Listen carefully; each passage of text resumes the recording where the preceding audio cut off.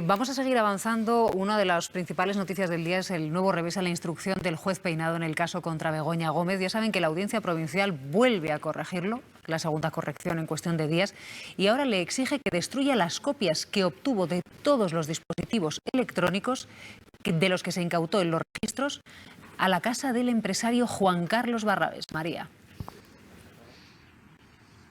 Sí, a la casa y a las empresas de Juan Carlos Barrabés. La segunda vez, como decías, que le dice la Audiencia Provincial de Madrid al juez Peinado que por ahí no. En este segundo auto lo que anula es...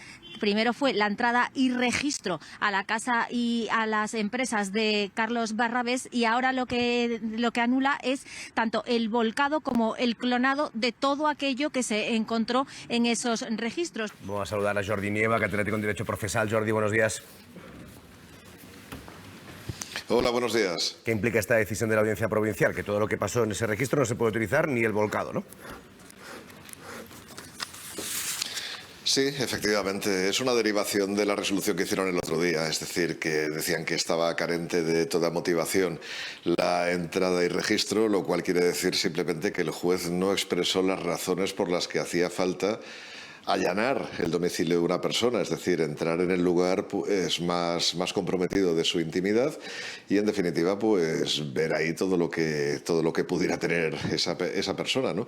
Y además que no solamente se limitó ese registro pues al examen de las dependencias exteriores de lo que allí se podría encontrar, sino que además pues encontraron dispositivos de almacenaje informáticos, es decir, teléfonos móviles, tabletas, es decir, donde tenemos habitualmente pues en nuestra época nuestra vida privada, nuestros secretos, y que también pues se fue adelante con eso y que no hubo ningún tipo de razón por la cual pues eso se justificara, porque hay que explicar que esto de analizar estas memorias, es decir, estos dispositivos informáticos, es algo que no se puede hacer incondicionalmente. Es decir, la Ley de Enjuiciamiento Criminal establece unos requisitos muy concretos para poderlo hacer y el juez no los ha respetado. Y la audiencia lo que está diciendo es eso: mire, usted no me da las razones y además ni siquiera me justifica por qué está emprendiendo estas medidas tan duras contra esta persona, toda vez que además esta persona estaba enferma, estaba en un hospital. Es decir, la posibilidad que tenía de alterar lo que estuviera en su domicilio probablemente era nula. Entonces, claro, ¿por qué está usted procediendo de esta forma? Y a partir de ahí, todo lo que se ha descubierto con ese registro, pues simplemente es como si no existiera. Es decir, hay que como se dice técnicamente, expurgarlo de la causa, es decir, alejarlo completamente de las actuaciones para que no tenga ninguna validez, ni se pueda derivar ningún dato de esa información obtenida. Jordi, es que ya antes el registro estuvo en entredicho, ¿no? Porque primero lo que hizo el juez Peinado, fue citar a Barrabés como testigo, después le imputó, después fue al hospital a tomarle declaración donde se encontraba grave. Estando allí se incautó de su teléfono, le dejó en aislamiento en una unidad de cuidados intensivos y luego además en un registro a su casa se incautó de los dispositivos móviles de su mujer y de sus hijos. Ninguno de ellos estaba investigado, pero es que además los hijos son menores. La verdad es que lo de la unidad de cuidados intensivos no lo conocía, pero le añade gravedad a este tema y, desde luego, la incautación de dispositivos de personas que no estén ni siquiera relacionadas con la causa y que además pues a menores de edad pues le añade mayor gravedad a esta actuación. Vamos a ver, hace tiempo que esta instrucción no está dando frutos, hace tiempo pues que no tenemos datos que verdaderamente justifiquen el mantenimiento de esta investigación, o por lo menos no han trascendido a la luz pública y no parece realmente que existan, toda vez que todo lo que está ocurriendo en esta instrucción, la verdad es que lo estamos conociendo, y entonces, claro, no se entiende por qué se está siguiendo adelante con esta instrucción y, sobre todo, por qué se están adoptando estas medidas tan desproporcionadas. Entonces, claro, esto lo hemos dicho muchas veces, ¿no? Lo que se está haciendo no se puede hacer. Ahora tenemos la suerte de que la justicia pues también funciona y lo ha confirmado la Audiencia Provincial de Madrid. A partir de aquí, ¿qué consecuencias pueda tener esto sobre el resto de la causa? Pues va a depender nuevamente del juez de instrucción, a ver si tiene más creatividad para, en definitiva, avanzar por otras vías de investigación. Pero, sinceramente, es un varapalo enorme que a uno de los principales pues relacionados con esta causa, pues la Audiencia Provincial haya derivado estas conclusiones. Jordi, me sorprende un poco que un catedrático diga que tenemos la suerte de que la justicia funcione. Un catedrático de Derecho Procesal tiene que tener esta idea en la cabeza siempre, salvo que tenga una sospecha, digamos, absolutamente fundada de que la justicia no funciona. Es que es mi trabajo.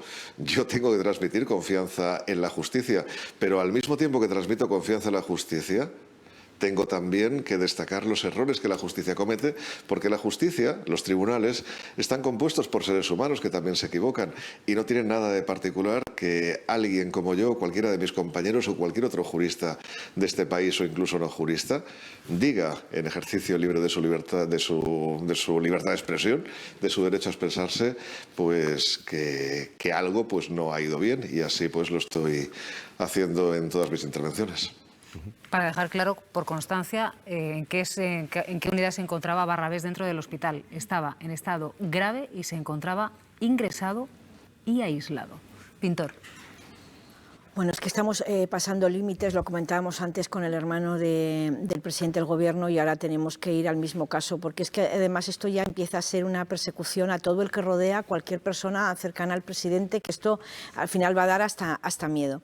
Yo creo que hay dos cosas que hay que destacar una vez que lees la decisión de la Audiencia de Madrid, interesante. Dice, lo voy a leer textualmente para no equivocarme: no todo es lícito en el descubrimiento de la verdad, por el caso de Barragás que estábamos hablando ahora. Y dice también no confundir con escarnio público. Que eso es lo que dice la Audiencia de Madrid, porque bueno, estábamos ya un poco sorprendidos de cómo iba el procedimiento. Pero hay algo que me vuelve a pasar, perdonadme que me remita a lo que hablábamos antes también de Daniel Sánchez. Es decir, empezamos a tratar para que llegue la pena del telediario con situaciones que a los ciudadanos, tal y como se cuentan, les pueden parecer gravísimas, pero que también han ocurrido siempre. La asesora de la mujer del presidente del Gobierno es un puesto que lleva existiendo desde que existe la democracia en España.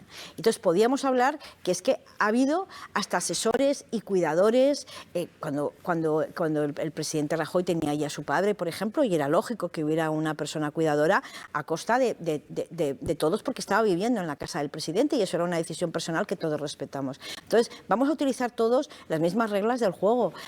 Tenía dos asesoras la mujer del presidente Aznar, Ana Botella, y además la acompañaron una y otra vez hasta que consiguió su meta, que era llegar a ser la alcaldesa de Madrid, no por elección del pueblo, sino por un trueque que se hizo ahí para que Gallardón fuera ministro del Gobierno de España. Todo eso lleva ocurriendo mucho tiempo. Vuelvo a decir, si no está bien, vamos a analizarlo todo, pero por favor no nos llevemos por delante a personas que de momento no tenemos constancia de que hayan hecho nada más.